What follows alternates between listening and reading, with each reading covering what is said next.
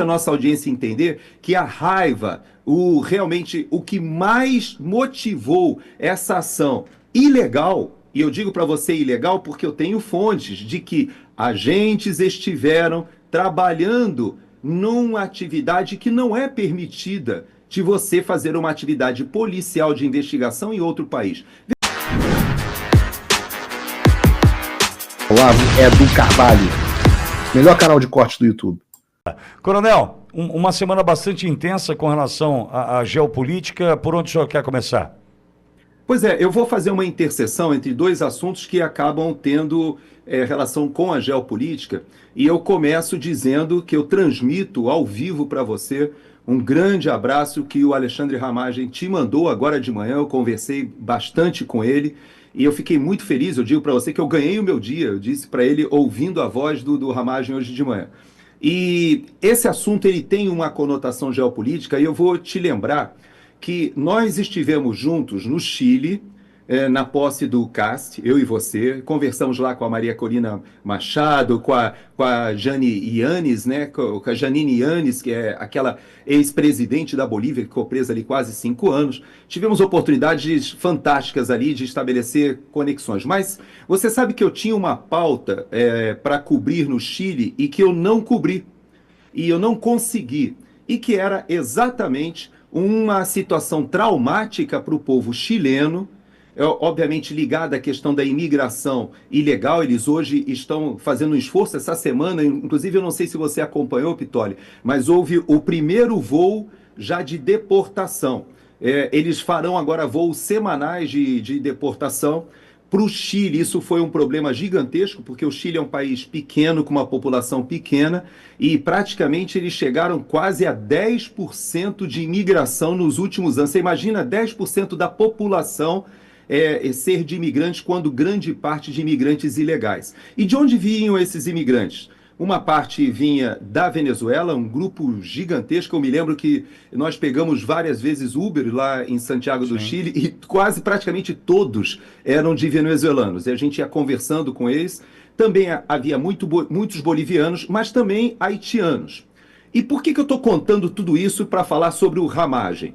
Porque lá no Chile houve um evento tão traumático para a sociedade do Chile que até o Boric, que era de esquerda, rompeu com o Nicolás Maduro, rompeu com a Venezuela, ao ponto de, inclusive, romper relações mesmo, retirar a embaixada, etc. Embora fosse um governo de esquerda.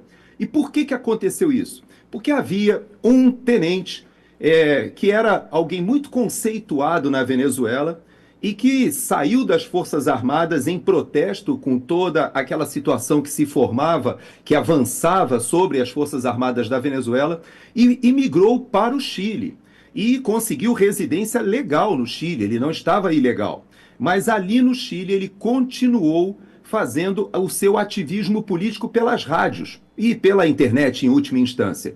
Então, nesse meio multimídia, ele, na verdade, continuou fazendo críticas ao regime venezuelano, continuou expondo as atrocidades da ditadura de Nicolás Maduro, daquilo que Diosdado Cabello fazia contra a população. Ele que foi um preso político, ele chegou a ser um preso político na Venezuela e fugiu para o Chile. Pois é, esse tenente, ele foi assassinado por um grupo que foi enviado por Diosdado Cabello lá da Venezuela com inteligência cubana. Isso foi investigado, as autoridades chilenas têm imagens dele sendo sequestrado dentro de casa. Ele foi assassinado. E não só isso, o seu corpo foi todo cortado, ele foi enterrado em um bairro haitiano, ou seja, um bairro de imigrantes ilegais do Haiti, ali na periferia de Santiago, e foi descoberto que estava dentro de uma mala e com concreto em cima. Foi descoberto o corpo, foram feitas as investigações. E por que eu faço esse paralelismo para a situação do Ramagem? Eu, inclusive, falei com ele isso hoje de manhã.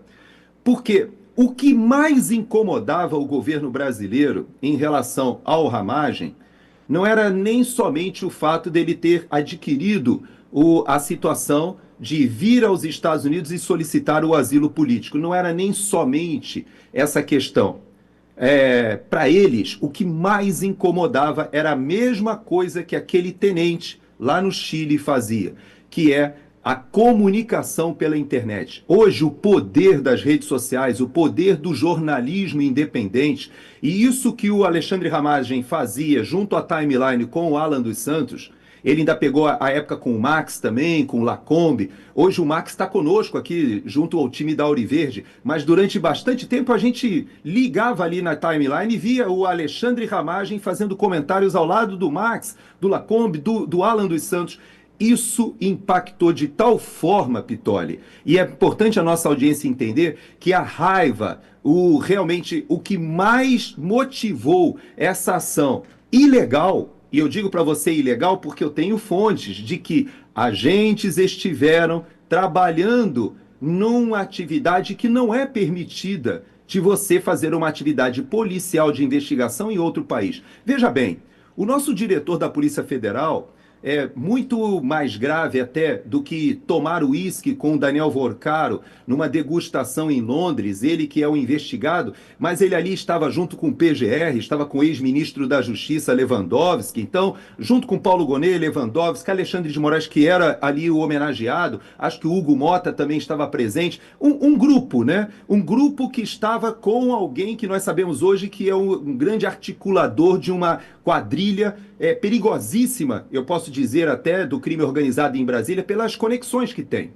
E esse grupo que estava ali em Londres, com o delegado da Polícia Federal, que era o diretor da Polícia Federal, esse diretor, essa semana, deu uma demonstração terrível para a nação e até para o mundo, da falta de profissionalismo. Porque, veja bem, Pitoli, não sejamos ingênuos. Todos os países têm serviços de inteligência. Os Estados Unidos têm, a Rússia tem. Agora, há pouco tempo, a gente descobriu que há um grupo de agentes russos morando no Brasil há anos, alguns agentes há décadas. E todos os serviços de inteligência de Israel, que é considerada a referência mundial, você infiltra pessoas para morarem, para estarem ali numa atividade, mas existe toda uma técnica para isso. Agora, a falta de profissionalismo desse grupo junto ao governo do Brasil hoje é impressionante, porque eles foram tripudiar, eles foram para as redes sociais e inclusive subsidiaram o presidente da República com a informação de que ele tinha sido preso por causa de uma ação conjunta da polícia,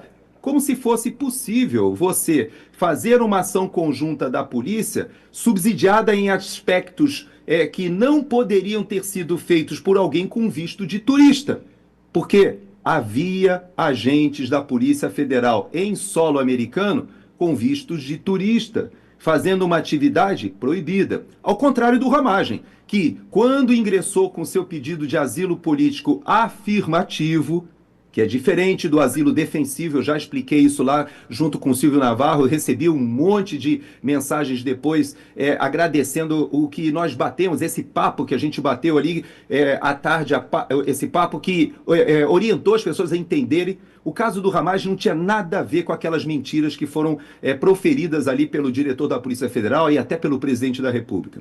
Mas toda essa patacoada, toda essa demonstração de falta de profissionalismo é porque, claro que se havia um trabalho de inteligência velado, você não podia divulgar, você poderia no máximo dizer que, olha, o Ramagem foi detido lá por uma questão de imigração, poxa, que bom, vamos fazer contato para quem sabe, né? Nós conseguimos aí agora trazer o Ramagem de volta porque a gente gostaria. Não, foi tripudiar dizendo que foi uma iniciativa deles que seria ilegal. Mesmo aqueles policiais federais que estão aqui nos Estados Unidos legalmente, que são os adidos, eles também não podem exercer papel de polícia. Isso tem que ser feito em coordenação com as autoridades e não foi o trabalho de inteligência que foi feito aqui, de ir atrás do Ramagem, fotografar o carro, fotografar a casa onde ele estava, seguir a família. Todo esse trabalho é típico de ditaduras, de regimes autoritários, de polícias políticas, como a Stasi da Alemanha oriental que nós conhecemos. Então essa perseguição política, Pitoli, eu digo para você que foi um grande tiro no pé, demonstrou que a nossa Polícia Federal, uma parte dela, né? Graças a Deus, hoje a gente tem uma parte da Polícia Federal que voltou às atividades de combate ao crime organizado, inclusive ao crime, que talvez seja o crime mais grave no país, que é o de corrupção, porque ele avança, inclusive, com a lavagem de dinheiro também do crime organizado, do narcotráfico. Esses canais comunicantes hoje estão muito evidentes, Mas existe sim, infelizmente, Pitoli, eu tenho que admitir, e fico com tristeza, porque a gente sabe que todas as instituições, a maioria das pessoas são pessoas rígidas, pessoas morais, pessoas que trabalham com o patriotismo, com o profissionalismo, mas a gente tem um grupo na Polícia Federal hoje que se presta a esse tipo de serviço. Esse mesmo grupo que saiu da Venezuela a mando do Diosdado Cabello e foi perseguir um dissidente no Chile e que traumatizou a sociedade chilena, é o mesmo grupo que está por trás do que está acontecendo no Brasil, da perseguição a Zambelli na Itália, perseguição e eles tentaram, né? Tentaram na Espanha, né? Com o Oswaldo Eustáquio, tentaram aqui com Alan dos Santos, eles vão atrás, fizeram com Rodrigo Constantino e com Paulo Figueiredo uma perseguição espúria de cancelar passaporte, é quase um degredo, né? É quase você obrigar a pessoa que ela não pode voltar para o seu próprio país, não pode viajar,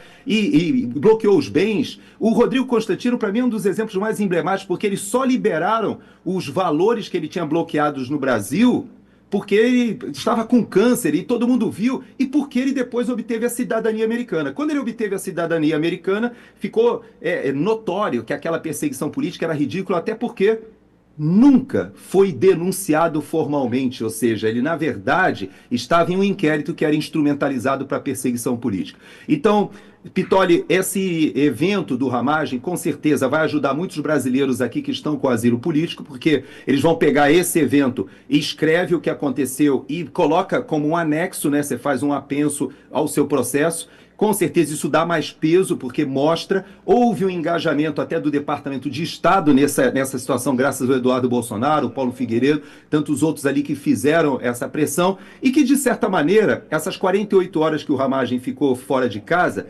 elas trouxeram luz para algo que talvez já estava caindo meio no esquecimento, né? Nós tivemos a Maria Elvira Salazar naquele evento que eu estava presente, em que ela coloca a foto, né, do Alexandre de Moraes, que é o nosso careca, né, do Master, e eu falava isso com o Silvio ontem, né? Nós tínhamos o careca do Mensalão, né, que é o Marcos Valério, né? E depois nós tivemos o careca do INSS agora, que na CPMI do INSS, inclusive ele está preso ainda, e falta a prisão do careca do Master. Aquilo que o Alessandro Vieira essa semana colocou, e esse imbróglio todo, ele tem toda a razão. Ele fez a parte dele dizer que isso é um crime de responsabilidade, que ensejaria a perda do mandato, né, o impeachment ali no Senado Federal, mas nós não podemos esquecer que há muitos crimes sendo cometidos pelo careca do Master. E esse careca do Master é fundamental que ele não somente perca a toga para que ele possa responder pelos seus crimes, porque não são só crimes de responsabilidade, há muitos outros, né, Pitoli? Então nós estamos num momento crítico no nosso país, mas é bom. É bom porque quando isso fica dessa maneira caricata, tão exagerada como aconteceu com o Ramagem essa semana, mainstream jornalístico, governo, Polícia Federal, todo mundo entrando numa situação de perseguição política como se fosse algo normal. E não é. Hoje nós sabemos que o Brasil vive uma juristocracia, um estado de exceção, quase beirando o que aqui na América Latina já está sendo rotulado no Brasil como uma paraditadura. E é isso que nós enfrentamos, Pitoli. E é engraçado, né, Coronel, porque nesse caso em especial do Ramagem, como a Polícia Federal agiu em solo americano, em algum momento a gente ouviu que a Flávia nos Estados Unidos passou por isso, a gente ouviu que o Tagliaferro na Itália passou por isso, só que a gente custa acreditar, porque a gente sabe que não é o meio legal, não é o caminho correto. Eu não sei se o senhor passou por esse também. Não é possível. Um agente é capaz de perseguir uma brasileira por conta de um post, né? Perseguir Tagliaferro na Itália, como o Tagliaferro relatou aqui para nós esta semana, quando o Ramagem passou por isso e descobrimos que havia sim um trabalho da Polícia Federal em solo americano, né? Então nós ainda custamos a acreditar que estamos vivendo nessa ditadura, né, Coronel? Pois é, mas você sabe que o valor da comunicação social é que está no cerne dessa perseguição. Porque você pega o caso do Tagliaferro ou da Flávia. Vamos pegar o da Flávia primeiro, porque eu posso dizer que eu fui partícipe, fui corresponsável pela perseguição da Flávia. Eu explico. A Flávia, na verdade, eu estava contigo lá em Israel, e eu estava no hotel quando a Flávia entrou em contato comigo e falou: Gerson, aconteceu a coisa. Eu fui ao Brasil fazer um tratamento dentário. Quando eu entrei no Brasil, um agente da Polícia Federal me parou e me falou: olha, você está aqui com uma pendência aqui. E ela falou assim: ué, mas o quê? E ele: não, você pode vir conosco. Ele foi para uma salinha e esse agente da Polícia Federal falou para ela: olha, tem aqui uma questão contra você, mas você tem o passaporte americano? Ela: eu tenho, eu sou cidadã americana. Então faz o seguinte, entra com o passaporte americano. Naquela época ainda podia, nós ainda estávamos naquele período que você não precisava ter visto para entrar no Brasil, o americano, né? Não precisava, agora precisa. Mas na época ela entrou com o passaporte americano, fez o tratamento dentário. E esse funcionário ali, o agente da Polícia Federal, mostrou para ela que ela tinha uma pendência ali, que o passaporte dela, inclusive, já estava cancelado. E ela achou estranho. Voltou, me ligou, eu estava em Israel, e fiz uma entrevista com ela, eu e o Fernão Lara Mesquita. E interessante que nessa entrevista, o Fernão, nós íamos falar sobre a situação de Israel, sobre a guerra. E o Fernão, eu falei: Fernão, eu queria introduzir aqui uma amiga que ia falar, e o Fernão achou estranho, falou: pera, mas você vai colocar uma pessoa... E o Fernão fez perguntas fantásticas, porque ele perguntou assim: mas Flávia, quem é você na fila do pão? Quem é você para a Polícia Federal estar atrás de você? Ela: pois é, essa é a pergunta. E o que aconteceu? Quando ela foi atrás desse assunto e depois houve depois disso uma ordem de prisão, até então ela só estava com o passaporte cancelado porque ela trabalhou como mesária aqui nas eleições dos Estados Unidos. Ela gravou uns vídeos, fez umas críticas ao processo eleitoral, aquela questão toda que virou um tabu no Brasil, e por causa disso ela teve as redes sociais dela travadas no Brasil. Então, ela achava que era só por isso. Mas depois que ela deu essa entrevista para o Fernão Lara Mesquita e eu ali num programa que a gente tinha na época, chamava-se Pingo de Liberdade, aliás, foi inaugurado esse programa pelo Paulo Figueiredo, eu, Paulo Figueiredo e o Fernão, os 3 demitidos, né, do Pingo nos Is. E na época, quando a gente fez esse programa, foi interessante que, ato contínuo, aí houve uma ordem de prisão para ela. Ela foi ao consulado aqui dos Estados Unidos e com muita dificuldade descobriu que ela não podia sequer retirar outro passaporte, que ela tentou, falou assim: não, então tudo bem, então eu vou tirar um outro passaporte. Não podia. Ela falou assim: pô, mas como? Eu sou cidadã americana, mas também sou cidadã brasileira, eu estou privada de fazer um passaporte brasileiro? Sim, existe uma ordem aqui de que você não pode fazer um passaporte. Para você ver o nível de perseguição. E quando você vai para o caso do Tagliaferro, é a mesma coisa. O Tagliaferro, quando ele resolve colocar as informações nas redes sociais, usar a comunicação social, para usar o jornalismo para fundamentalmente informar a sociedade sobre o que está acontecendo, inclusive nem sempre o que está acontecendo, a informação vem pronta. Você tem uma parte da informação que vem de um lado, outra parte de outro, e você vai formando o seu consenso, a sua convicção. Essa é a função do jornalismo, é mostrar os fatos. E quando isso acontece e que atinge o sistema, eles vão na perseguição. Esse foi o problema deles com o Alan dos Santos, foi o problema agora mais recente com o Ramagem, foi o problema com o Tagliaferro, quando ele conta a verdade ou a sua versão, que é legítimo. Nem sempre nós sabemos se aquela versão é 100% verídica, mas é o exemplo do hacker, por exemplo, que nós aqui na Auriverde, quantos acompanhamos a situação do hacker que estava ali acompanhando a tentativa, aquele que atentou contra a vida do presidente Bolsonaro, e a gente sabe que todo aquele processo só veio à luz graças à Auriverde, que foi o único órgão que resolveu dar visibilidade àquela versão. Porque nós precisamos de investigação, mas os fatos têm que ser mostrados. Então você vê que a importância da comunicação social, do jornalismo, e por isso que eu digo para você, Pittoli, que esse momento que a gente está vivendo no Brasil é um momento muito importante,